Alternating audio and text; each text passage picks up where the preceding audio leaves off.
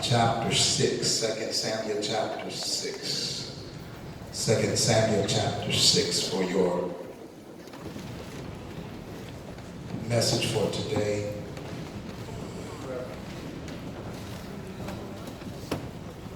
Second Samuel chapter 6, when you turn in and when you find this place, which signifies simply by saying amen. Amen. I want to read the verses 1 through 10 for your consideration of 2 Samuel chapter 6. From the King James rendering, we will find this record. Again, David gathered together all the chosen men of Israel, 30,000. And David arose and went with all the people that were with him from Galilee of Judah to bring up from thence the ark of God, whose name is called by the name of the Lord of hosts that dwelleth between the cherubims. And they set the ark of God upon a new cart, brought it out of the house of M.Div that was in Gibeah. And Uzzah and Ahio, the sons of Abinadab, drave the new cart. And they brought it out from the house of Abinadab, which was at Gibeah, accompanying the ark of God, and Ahio went before the ark. And David and all of the house of Israel played before the Lord on all manner of instruments made of fir wood, even on harps, and on psalteries and timbrels, and on cornets and on cymbals. And when they came to Nachon's threshing floor, Uzzah put forth his hand to the ark of God and took hold of it, because the oxen had stumbled. And the anger of the Lord was kindled against Uzzah, and God smote him there for his error. And there he died by the ark of God. And David was displeased because the Lord had made a breach upon Uzzah. He called the name of the place Per Uzzah, even unto this day. And David was afraid of the Lord the rest of the day, and said, how shall the ark of the Lord come to me? So David would not remove the ark of the Lord unto him into the city of David, but David carried it aside into the house of Obed-Edom the Gittite for 3 months. You may be seated in the presence of the Lord. Glory be to the Lord. To this fabulous choir, thank you for singing out of the depths of your soul. Y'all sound so good. God bless you so much. Amen. Amen. I want to give this another look. Verse 3. And they set the ark of God upon a new cart and brought it out of the house of Abinadab that was in Gibeah. And Uzzah and Ahio, the sons of Abinadab, guided the new cart. I want to put a tag to this entitled, Always Do the Right Thing. Always do the right thing. If you have a neighbor this afternoon, if you would look at them and tell them to stay with the preacher for about 12 minutes, that's all I need. Look at your neighbor and say, neighbor, always do the right thing. Come on, look at another neighbor if you have one and say, neighbor, always do the right thing. In 1989, Dr. Harris, a Spike Lee joint that featured Oscar Davis and Ruby Dee, aired in an attempt to simmer a Brooklyn neighborhood's racial tensions, which ultimately ended in the tragic death of Radio Raheem. But we thank God that in that movie, the underlying thesis of the movie was always do the right thing. And even though it's a Spike Lee joint, I can borrow it today for our preachment and conjure up some excitement here to let you know that God would be pleased with us if we always attempt to do the right thing. With so much temptation and so much foolishness in this cacophonous world, so much noise in our ears, so many things alluring us, so many attractions to make us go aside to the left or the right, it's important to always have in the proclivity and propensity of your mind to always do the right thing. Mom and Daddy instilled that in us, amen, and let us know that it was going to matter if you did the right thing or not. Some people are spending 25 plus behind prison bars simply because they did not carry this Constitution with them to do the right thing. Oh, I know that there are some temptations to do some things that are not likely to be pleasing unto God, and you might can get away with it, but always do the right thing. I promise you, if you do the right thing, God will do the right thing by you. I believe that there's somebody out here right now that probably could have done the wrong thing and maybe could have gotten away with it, but aren't you glad that you wind up doing the right thing?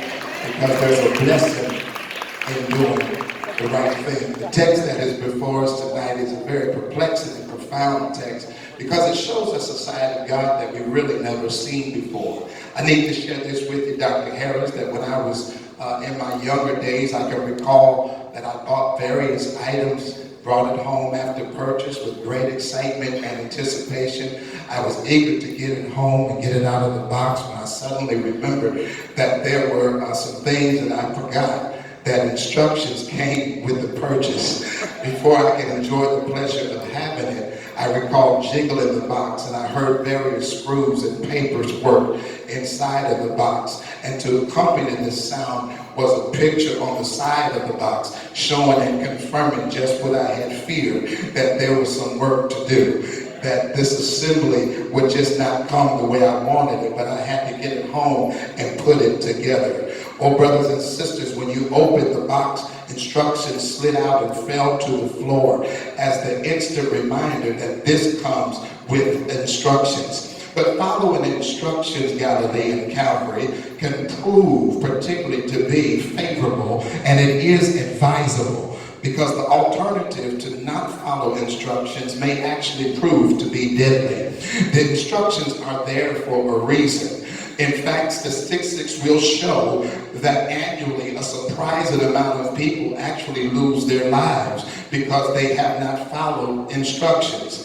In fact, there's a whole lot of people who become injured, halt, and maimed simply because of the direct result that they did not follow instructions. Our text today, Galilee, is a prime example of the blind disregard for not following instructions. Not just any kind of instructions, but godly instructions, holy instructions, Mosaic law instructions, Levitical instructions. The story is chronicled in two places, 1 Corinthians chapter 13 and 2 Samuel chapter 6, verses 1 through 11. To set up the backdrop of this historical text, it needs to show you that Jerusalem is now the royal city of Israel. And David wants to make sure that the presence of God is brought in and centralized as a resting place after some 70 years of being without the very ark and the very presence of God.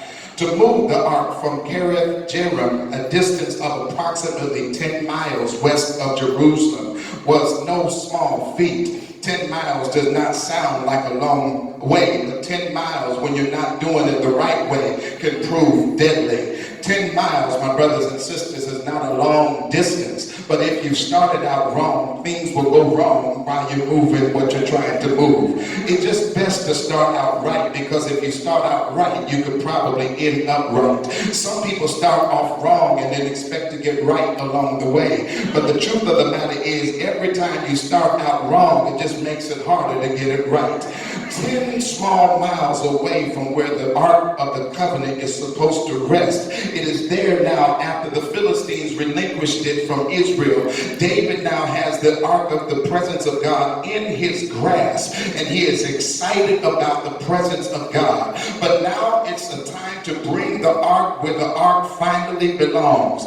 There is great excitement in the camp. There is great anticipation here. There are jitters and butterflies in everybody's stomach. There's an enormous amount of pressure with this insurmountable responsibility. And I wondered this afternoon, is there anybody here like David who is excited about the presence of God? I mean, are you really excited about God's presence? I mean, when you feel the presence of God, everything changes. No matter how or what you were going through when you got here, somehow when you feel the presence of God on you, things change. It will turn your frown upside down. It will make you forget about what you got to go home to. It will make you forget about what you're facing tomorrow morning on your job. It will forget about the bills that are insurmountable that you may not be able to pay. Is anybody happy tonight that the presence of God makes a difference? David and the children of Israel are excited about the presence of God. The ark represents God's presence. Exodus chapter 25, verses 21 and 22. Therefore, it had to be handled with strict care. It had to be handled with strict adherence to the laws and regulations as set forth by God. God is the one that mandated the ark to be moved in a special way. The ark was to be moved in a way that was specific to God's mandate.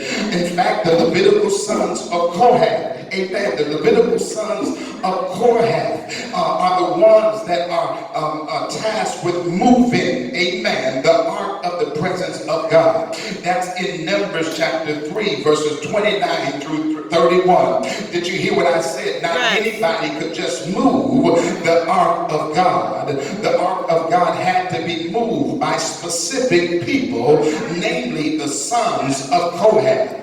Even though they were authorized, even the sons of Korah had to be careful how they handled the presence of God. I'm going to ask the question, are you interested today? They had to be careful because even they could not touch the holy articles that were contained in the Ark of the Covenant. Not only had they had to be careful, but they could not casually look upon the ark like the presence of God was just some casual acquaintance. Or the Bible says in Numbers chapter 4, verses 15 and 20, that if you casually looked on the presence of God, that could even kill you. What I'm trying to say, my brothers and sisters, that your praise should not be casual. Your praise should be intentional.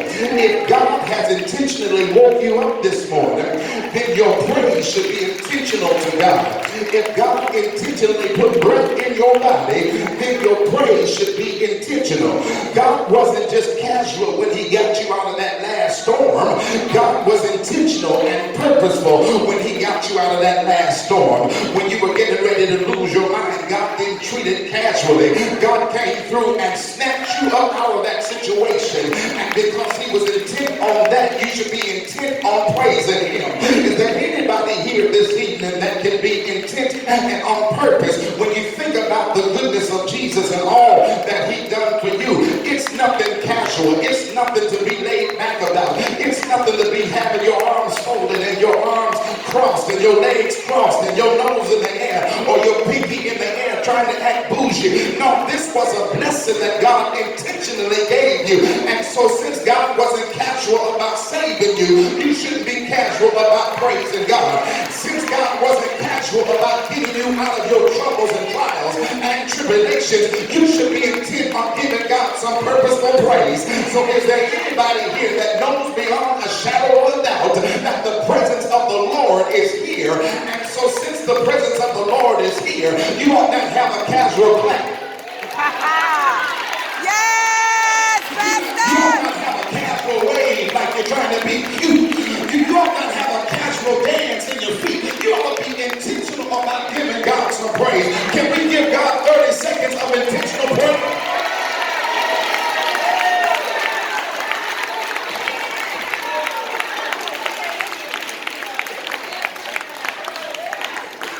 I need to share though, Evangelist Rim, there's more to this.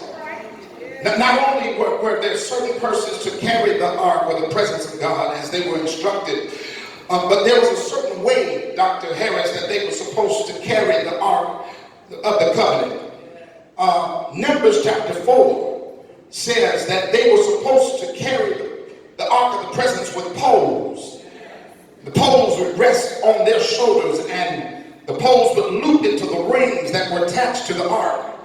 They would carry the presence of God with that heavy ark on their shoulders. And that's what the instructions were that were given to the Levitical persons who were supposed to carry the presents. But wait, there's more. The ark was never meant to be transported on a cart or any other means and mode of transportation other than what God had set forth. And so already I've given you 3 or 4 things that David is already doing wrong. Somebody say, always do the right thing. Always do the right thing. Wait, there's more. Not only is he putting it on a cart, but he puts it on a new cart so as to impress God. How many know that our feeble attempts can never impress God? I read somewhere in Isaiah where it says, my righteousness is as filthy rags. And I stopped trying to impress people because I've learned, amen, that God can't be impressed. So if you can't impress God, why in the world are you trying to impress people? All you got to do is try to serve and please the Lord. I wish I had somebody. Oh, David is trying to impress God the wrong way. He's moving the very presence of God with a new ark, a new cart, as though that's impressing God. But wait, there's more. Not only that, but God is angered, Ronnie Dixon, because the way he moves the cart is the very way that the Philistines would move the cart when they had the Ark of the Covenant. And so what God is looking at David and those who are moving the cart, he's saying, oh, you're moving the cart just like the enemy is moving the cart. You're moving the cart just like the Philistines moved me when they had me. In other words, when the church tries to employ tactics that the world has, that angers God. When the church tries to sound like the world, that angers God. When we quit being the church and try to sound like the world, that angers God. Turn to somebody and say, don't employ Philistine tactics, because that will always anger God. When you do things that anger God, God has to do something to show you that he's angry. Oh, he's a loving God. Don't get me wrong. He's a gracious God. Don't get me wrong. Oh, he's a compassionate God. Don't get me wrong. Brand new mercies every morning. Don't get me wrong. His grace is abundant and rich. Don't get me wrong. Thank God that he doesn't handle us the way we deserve. Thank God that the whippings I should have got, I didn't get. Thank God he's not killing us anymore when we sin. Thank God he's not sending death angels on us every time we mess up. Thank God for his grace and his mercy. He's a loving God. He's a tender God. He's a long-suffering God. But I also need to tell you that he's a God that you ought not play with. I also need to tell you he's a God that you don't ever want to anger. I need to tell you, if you anger God, ain't nobody stop him. I need to tell you, if God fire you, you fired. I need to tell you, if God whip you, you whipped. I need to share with you, if God wants you down, ain't nobody can pull you up.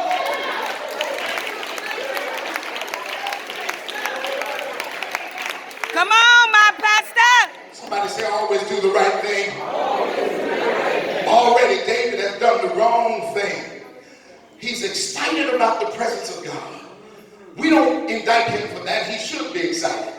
But he's so excited that he, knowing Levitical law, understanding Mosaic law better than anybody, David decides to do it the wrong way. And it proved to be costly. I got 3 things and I'm gone. First of all, I need to share with you that assembly is required. Somebody write that down. Assembly is required. This is going to help the ushers in a minute. Don't worry. Assembly is required. Deacon Williams, the assembly is required. David needed to understand that the way he needed to move the presence of God is the way that God set forth for him to move it. He needed to tell the right people to get into place and put that ark on their shoulders, put that pole through the loops, and then move the presence of God 10 miles to Jerusalem. That was the proper way to do it. David didn't understand that he didn't want to assemble. He didn't want to take the time to assemble. And I need to tell you that assembly is required. Is there anybody here that got some stuff home and you were so eager to get inside of it? You threw away the instructions and you disregarded the screws and the bolts. But when you looked at the finished product, you said, that ain't how that's supposed to look. You come on, somebody. You said, no, it's leaning. It ain't right. It's rickety. I should have paid attention to the instructions. I need to share with you, I'm a barbecue connoisseur. I love to barbecue. I can really do it, man. And I'm telling you, I went to the store one day and I I got happy. I saw a barbecue pit that I wanted. All my brothers and sisters, I went to the clerk. I said, I want that one. He said, no problem, man. He said, where's your car? I said, I want to go get my car. Now, I want that one right there. He said, no problem. I said, now, I want that one. Now, I said, you going to give me that one? He said, that's yours right there. And see, I came around with the car, and he had a box in his hand.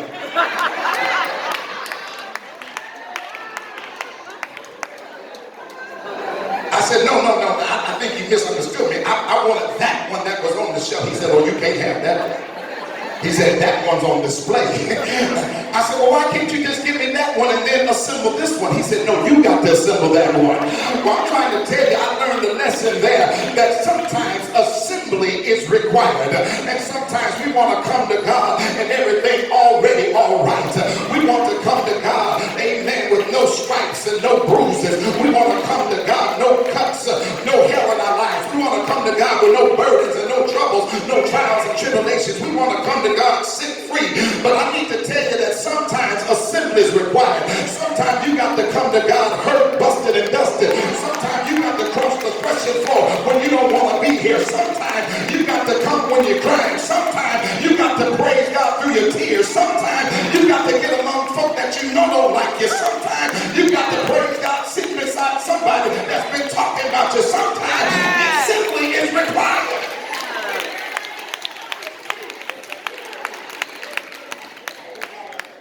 In the eight clause of that, you got some work to do. Look at your neighbor and say, you got some work to do. You do. You got some work to do now. You've got some work to do. Things don't just come easy. Things don't always come assembled. You got some work to do. And it takes time doing, but it'll be worth it. Somebody say it'll be worth it. It really will, because when you do it right, it's going to be right from now on. Yeah, when you do it right, you ain't got to worry about it breaking down on you later on. And when you come in here and wait for God to fix it, God will fix it. And yes, so trouble in your way, you may have to cry sometime. So much trouble in my way. I laid awake at night, but that's all right. Why?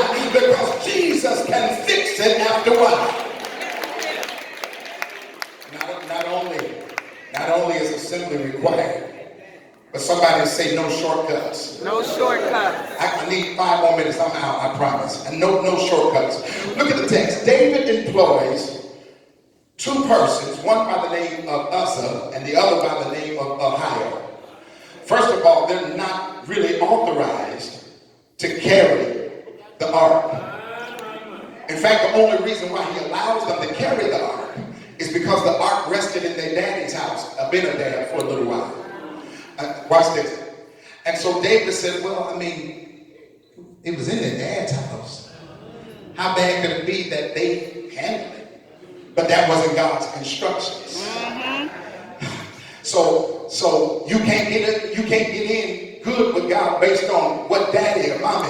I wish I had. That's a whole other sermon. These 2 brothers were not the ones to carry the presence of the Lord in. They were not the ones to usher the presence in. Can I come get you real quick? Sometimes we're using the wrong people to usher in the presence of God. That's a whole other sermon. I ain't got time. But I do need to tell you that sometimes the wrong people are used to bring the presence of God in. I know I'm preaching here because you're getting quiet. I need to tell you that we got some Uzzahs and Ahios that are not the ones who got you expecting the right results on the wrong people. Preach to enjoy.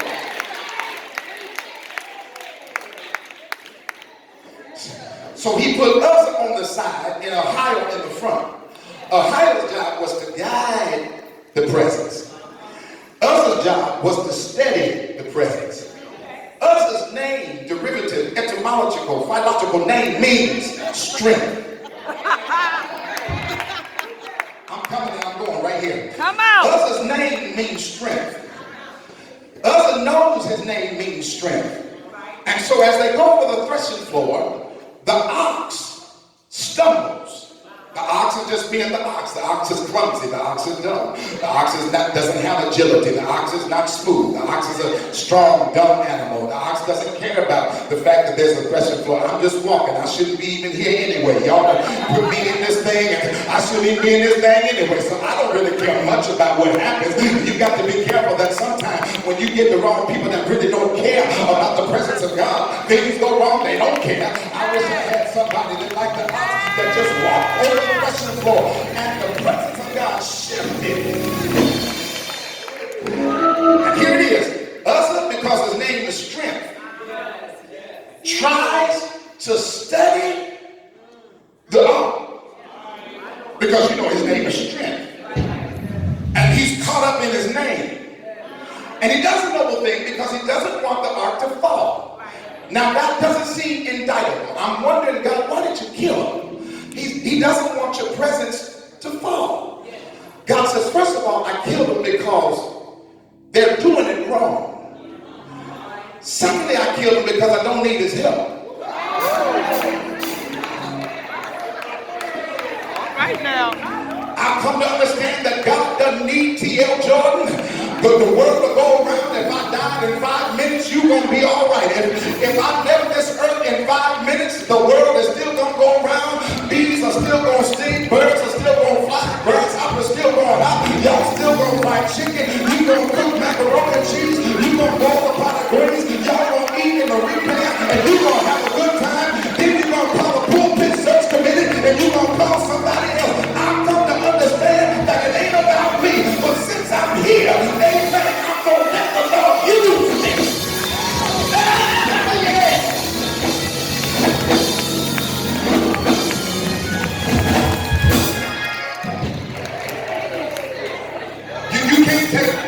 You can't take shortcuts. David actually gets Uzzah killed because Uzzah tries to study the ark. He tries to put his hand and he studies it because the oxen stumbled and the ark shifted and Uzzah said, oh my God, it's going to fall. And he tried to help God out, though God doesn't need our help. And so the third thing, and I bid you good evening, I'm gone, I promise, I'm sorry I stayed too long, but the third thing the text suggests is don't carry it like that. Look at your neighbor and say, neighbor, don't carry that like that. Whatever you've been carrying, don't carry it like that. Some of you have been bowed down because of the way that you're carrying your load. But I need to tell you that the Lord told me to tell you don't carry it like that. Would you look at your neighbor tonight and tell your neighbor, neighbor, please don't carry it like that. I know you got a hard time in your life, but please, don't carry it like that. The God I serve is able to give you strength. The God I serve is able to help you carry your load. Have I got a witness? I wonder if there's anybody here who's ever tried to carry your own load. But the Bible says, yeah, if you cast your cares upon him, yes, he cares for you. Yes, have I got a witness? Do me one favor and I'm gone. Would you grab your neighbor's hand? Please grab somebody's hand and look them in the face and look them in the eye and tell your neighbor, say neighbor, don't carry it like that. I want to give you some things to think about. Somebody say a song says I must tell Jesus. I must tell Jesus. I must tell him about all of my burdens. Jesus can help me and Jesus alone. Have you ever told God about your problems?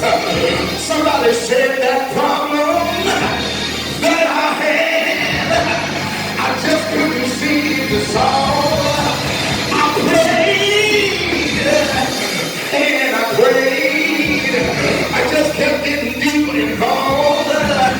Yes, Lord.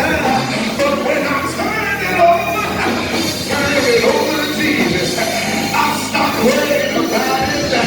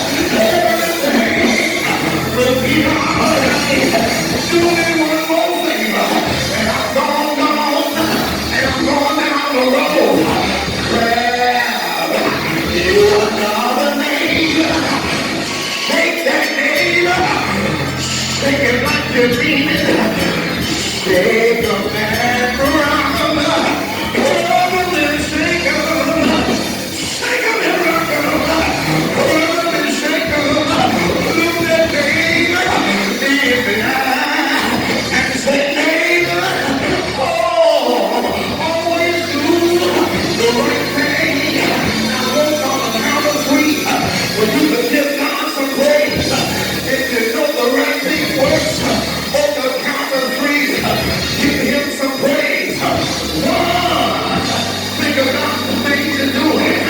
Two, think about the wrong you're doing.